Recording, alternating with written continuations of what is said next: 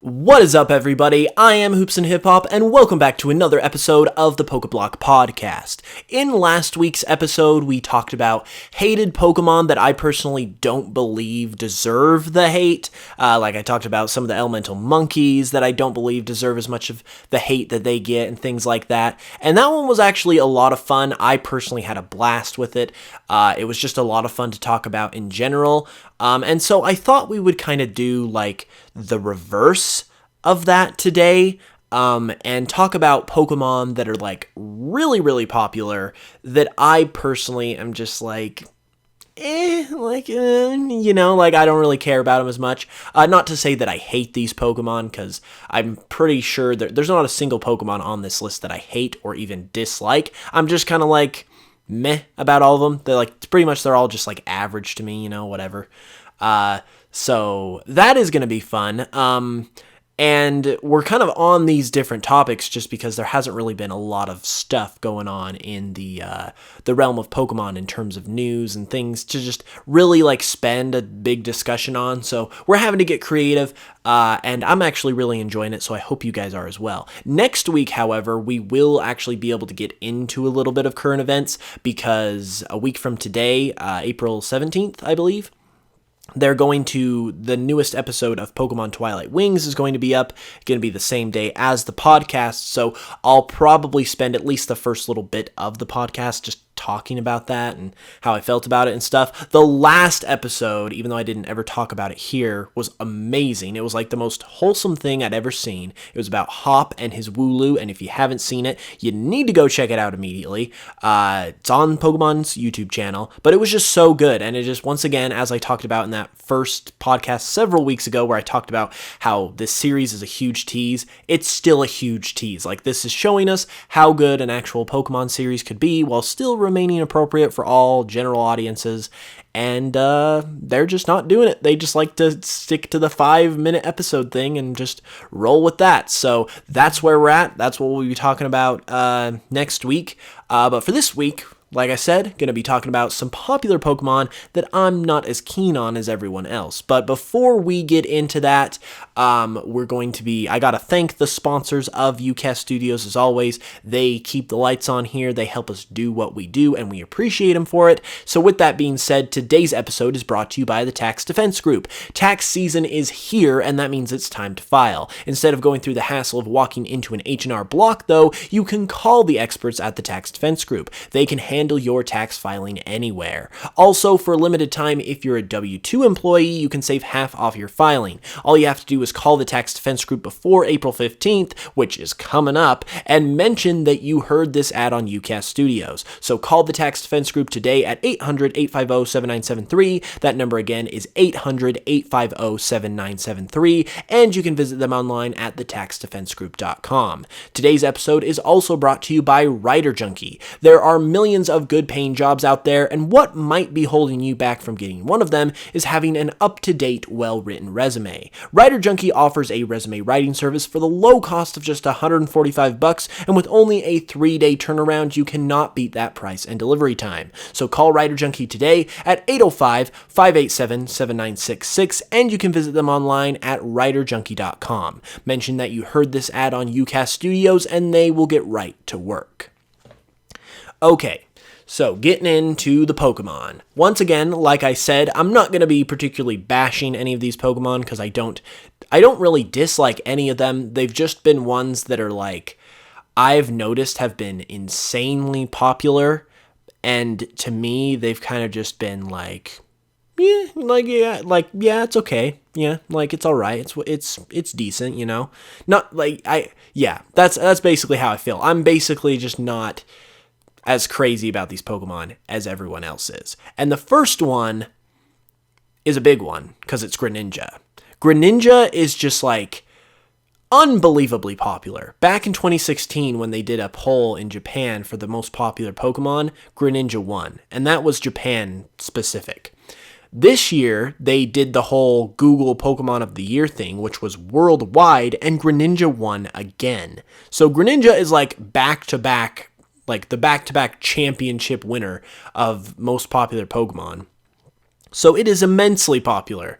And I'm happy for it, you know, like I can see why it would be, because it's a starter Pokemon and it's like this ninja thing, like that's cool and stuff. But for me, it's always kind of just been like, yeah, Greninja's pretty cool. Like it's yeah, I like it, you know, that kind of inflection when it comes to my opinion of it. I've never disliked it in any way. I always have liked it, but it's always kind of just been a, yeah, it's pretty cool type of Pokemon, you know? And it's not even my favorite Kalos starter. Chestnut is my favorite Kalos starter, which is another unpopular opinion that I talked about in the last episode about Pokemon that don't deserve the hate they get. So in this instance, I guess my opinions are kind of backwards, but I feel strongly about them. Like, I feel confident that Chestnut is a really cool Pokemon, and Chespin as the middle, or as the starter, is just freaking amazing.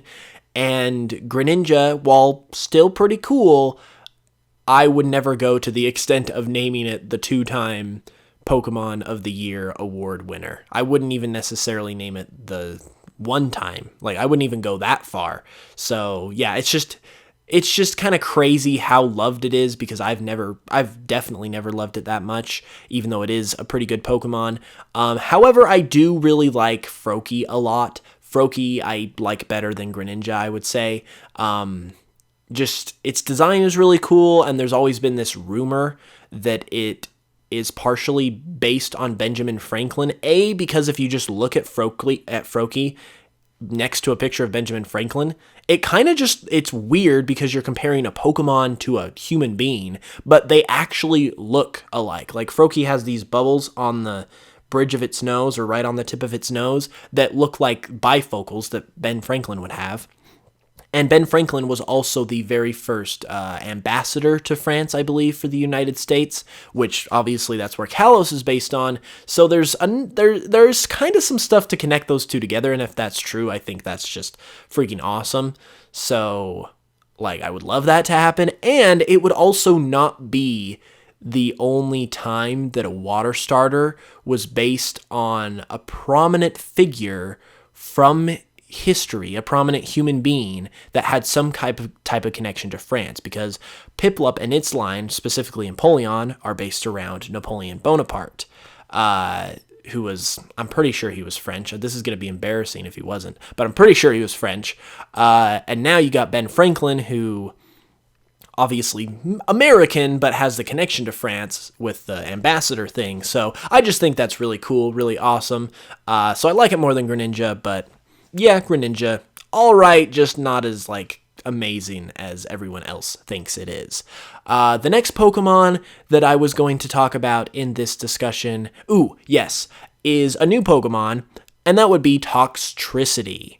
Now, when I first saw Toxtricity, I got the Toxel that you can get from the daycare that's just like a gift Pokemon, and I was like, ooh, this thing looks interesting. This thing looks cool. It's poison electric type. Yes, I am definitely going to put this on my team. And then when it evolved, I was like, whoa, this thing is kind of crazy. Like I was still kind of like, this is kind of cool looking, but it's also kind of crazy. And then when I started to, like, see everyone else's reactions about it, everyone was just like, oh, this Pokemon is so cool, it's awesome. And then I started to kind of realize, based on people's reactions and kind of assessments of it, that it was supposed to be kind of like the Lucario, the Zoroark of this region, like sort of that, like, poster boy, almost like pseudo mascot type of Pokemon for the region. And so I started, like, comparing it to those Pokemon, and I was like,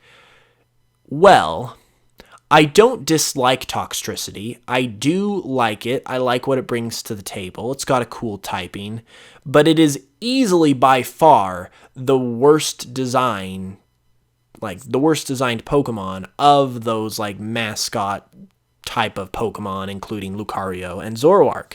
So that kind of, like, started to bring it down a rung for me there. And then, I don't know, I guess it just has an eccentric enough of a design for me to just, like, sort of like I still like it. I still enjoy it. I used it on my team in Shield version as I said, because I got Toxel, and I kept it the whole way, even after it evolved into Toxtricity. I still think it's a cool Pokemon. It's just got an eccentric enough of a design, I feel like, to where I was just like, okay, like, this is cool, but you're definitely, like, a grade below, maybe even 2 grades below those other Pokemon, but everyone else really loves it. Like, I believe in the final results, I should say, of the Pokemon of the Year award. It got, like, 2nd or 3rd place for Galar, I believe, and then 1st place for Galar was Dragapult. And I've just seen everyone talking about how cool they think it is, and it's clearly an important Pokemon because it got a Gigantamax form.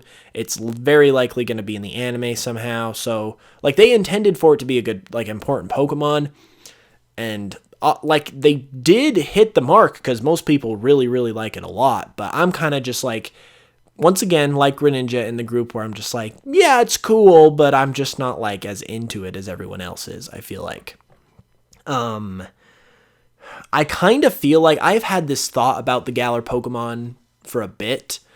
And I kind of feel like some of them are definitely impacted by James Turner being the art director, because if you know James, he does a fantastic job, but he is known for Pokemon that are a little more eccentric and weird, and he's admitted this himself. Like, he knows that those are the kinds of Pokemon he typically designs. Like, you've got the Vanillite family, you've got Golett and Golurk, you've got Poipole and Naganadel, so he's got a roster of Pokemon under his belt that kind of, like, are a little more atypical, you could say. And like I said, that's kind of what fits the design of Toxtricity. He's this Pokemon that's supposed to be kind of that mascot sort of thing that's just a little more atypical than the other ones, which isn't necessarily bad. It's just, I guess, not my style per se. And so that's why I don't necessarily rank it as highly as some of the other Pokemon that I have that are comparable to it. So that's where we are with that. The third Pokemon I want to talk about it's basically a Pokemon that goes back to my first interaction with it from my childhood. And even though it was like my childish perception of this Pokemon that caused me to see it the way that I do, it's a feeling that, like, I can't shake. It's kind of like that whole thing that you hear about with baby animals where, like, they will consider the first thing they see after they are born to be their mother, even if it's not their mother. It's kind of that same sort of thing, and it has to do with Staraptor. So everyone, like, loves Staraptor pretty much. They all, like, most people say it's one of, if not their absolute, like, best starting bird Pokemon. Like, everyone loves Staraptor when it comes to the starting birds. And I had a very different reaction to it when I first played Pokemon Pearl version, back when it actually came out, so I was just like a kid at the time. But I really liked Starly, I liked Staravia, and then it finally evolved, and those third final evolutions are always exciting. Even today they're exciting, but obviously they were even more so when you're just a little kid.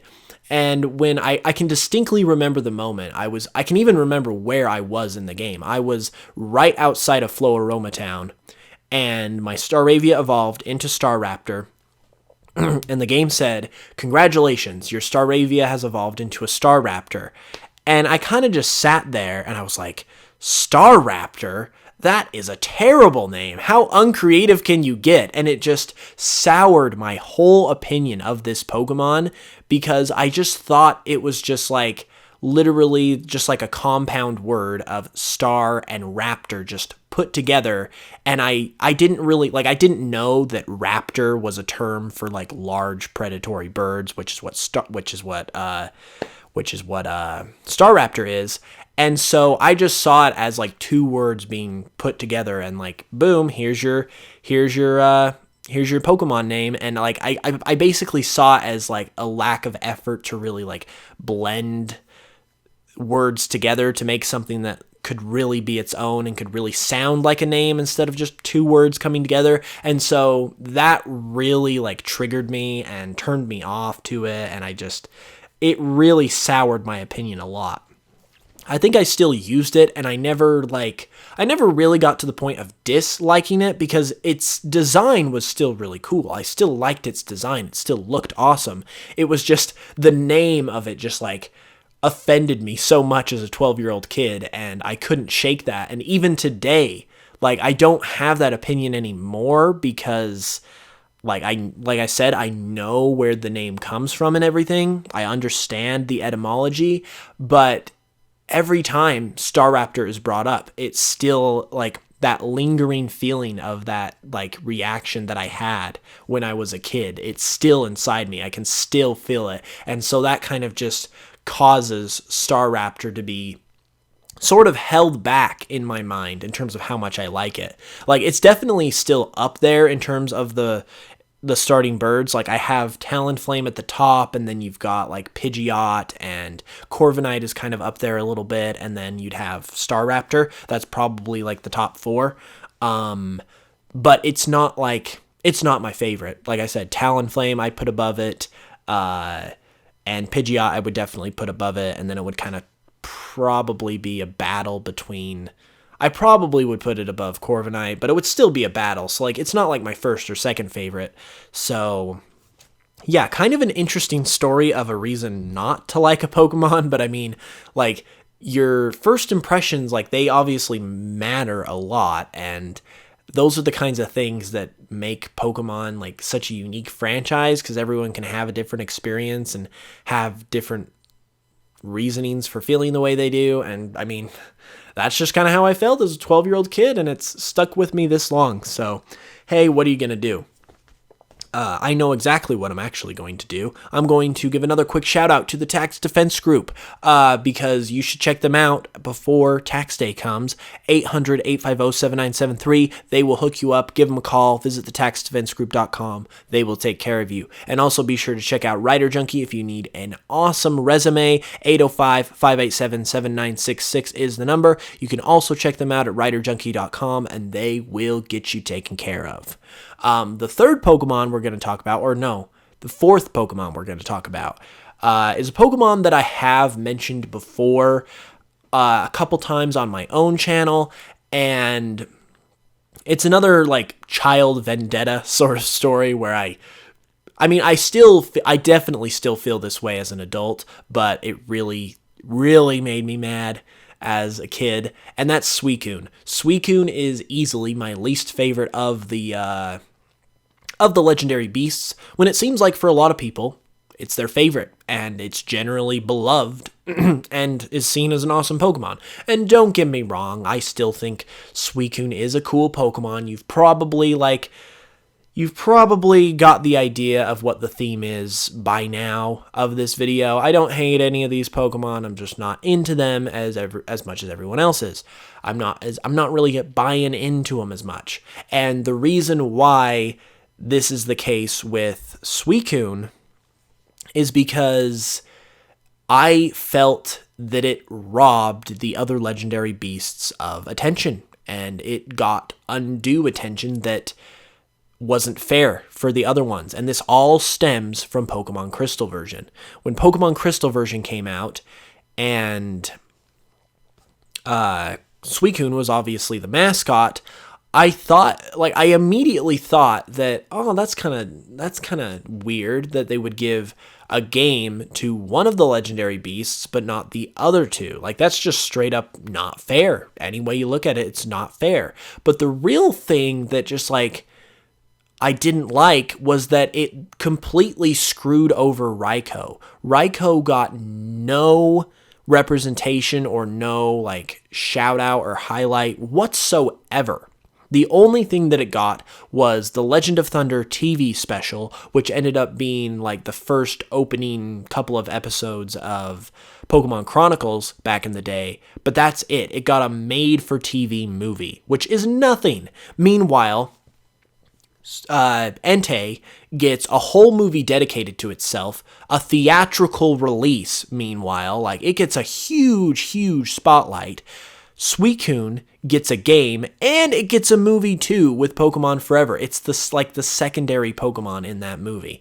So these Pokemon get all of this highlight. Suicune gets favored even more with the movie and the games, like in particular, and then Raikou is just left out in the dust. And Entei, even though it got a movie, like, obviously it doesn't get a game. Like, how is that fair that one legendary beast gets it and not the rest? So I kind of feel like that was a poor choice of just, like, choosing a third mascot. I know they didn't have a lot of legendary Pokemon to work with, but I think Celebi would have been better at that point than one of the legendary beasts. Like, I would feel the same way if, like, Entei got the game, but not Suicune and Raikou, or Raikou, but not Entei and Suicune.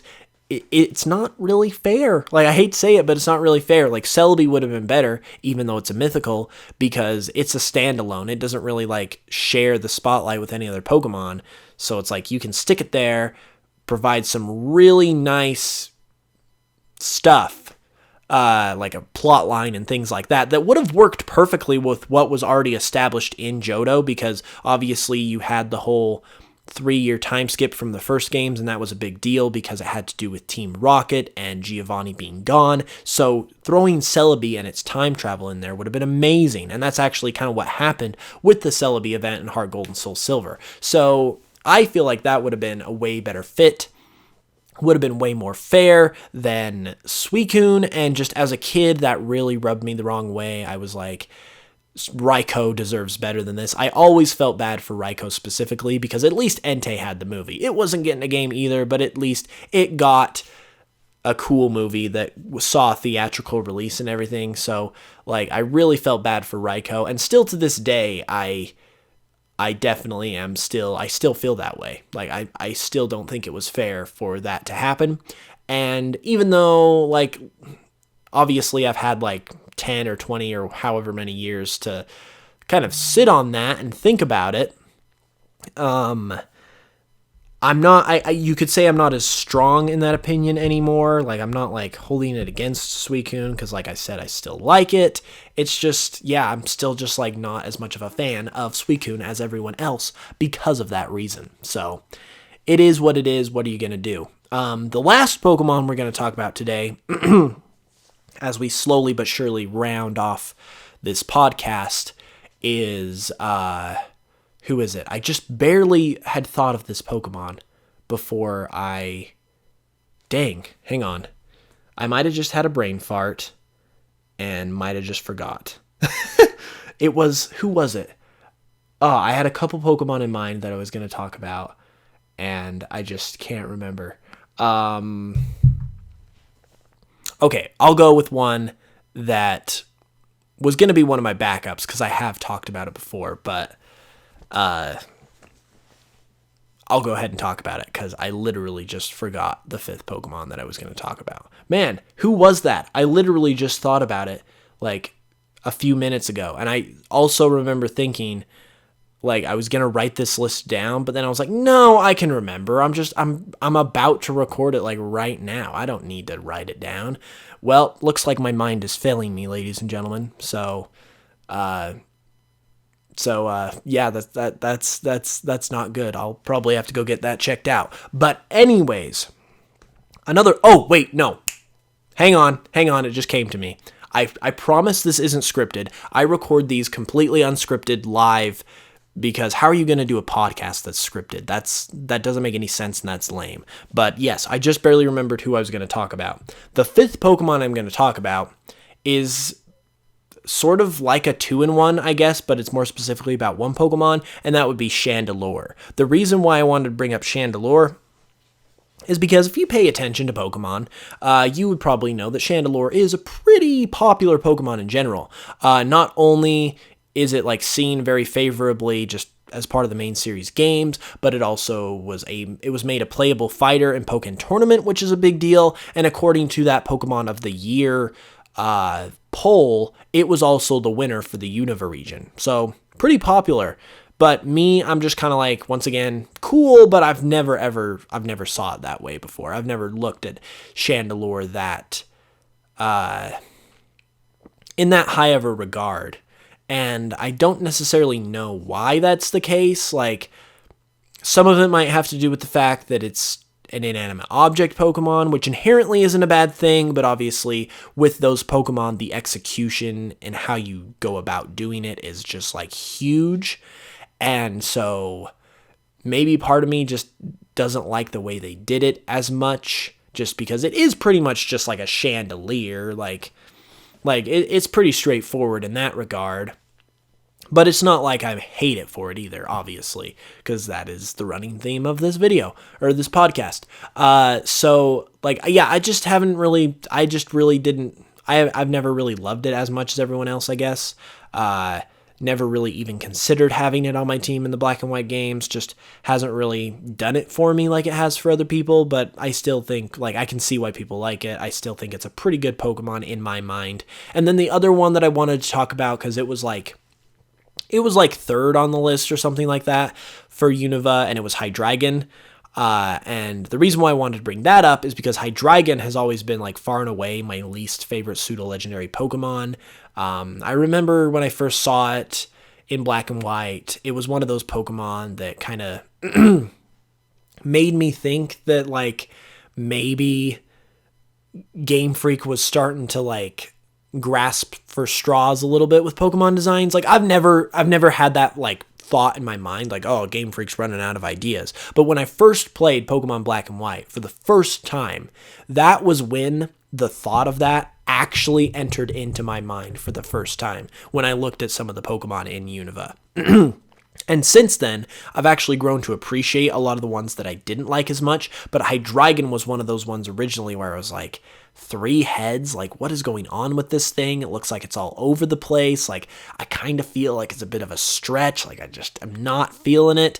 And even though now I know where it comes from, I know it has an inspiration, all this stuff, I kind of still like I don't feel like it's a stretch, but I kind of am like, yeah, this is not doing it for me, especially not for a pseudo-legendary, so I'm just not having it, and yeah, it's always been my least favorite pseudo-legendary, by far, when apparently a lot of people really like it, which is good, it's cool. I wouldn't say I hate it, but of the Pokemon I've mentioned, it's on this podcast, it's probably my least favorite, so take that for what you will.